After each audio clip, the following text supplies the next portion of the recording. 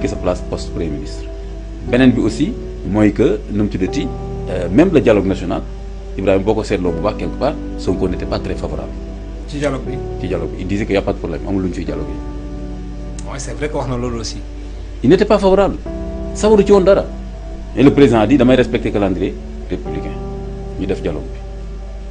bi gis nga donc tout ça c'était des éléments l'un dans l'autre yu doon wane ni effectivement soo ko bëggee tënk daal Diomaye Diakhar Faye est en train de vouloir porter vraiment de façon pleine et entière son vêtement de président d'exercer pleinement ses prérogatives loolu nag dafay def choc ak un Ousmane Sonko qui considère que Diomaye c'est la personne qu'il a proposé aux Sénégalais pour ñu voteel ko pour mu téyal ko présidence bi le temps que moom muy jekku pour jël ko dafa xaw a niru tuuti sax mais quand même c'est pas le même contexte Poutine ni mu joxe woon Medvedev ne ko téyal ma après tu vois après mandat bi mu ñëwaat c'est un peu différent parce que fële quand même amul élection amul dara bon am na élection mais nga ay lëbëj quoi dafa xaw a niru fii mais Medvedev moo xalaatul woon sax naan damay def leneen mais là ànd dooleel Diomaye ak yenn actes yi Diomaye jël ak le fait que premier ministre ci boppam wax ne dem naa gis ko nangam wane na ni malaise kon fi nekk nii on peut mettre un contenu dans ce malaise là mooy que ni c'est quoi c'est que il y a des actes des faits voilà et que ça veut dire que le président Diomaye Diakhar Faye est en train de mettre en place sa voie n'est-ce pas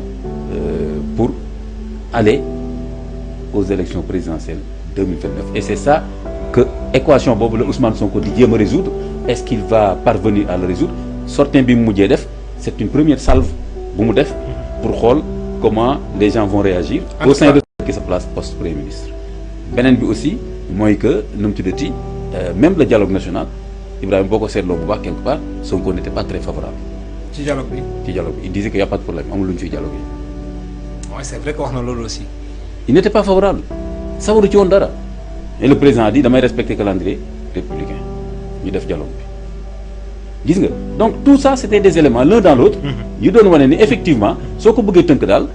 Diomaye Diakhar Faye est en train de vouloir porter vraiment de façon pleine et entière son vêtement de président d'exercer pleinement ses prérogatives loolu nag dafay def choc ak un Ousmane Sonko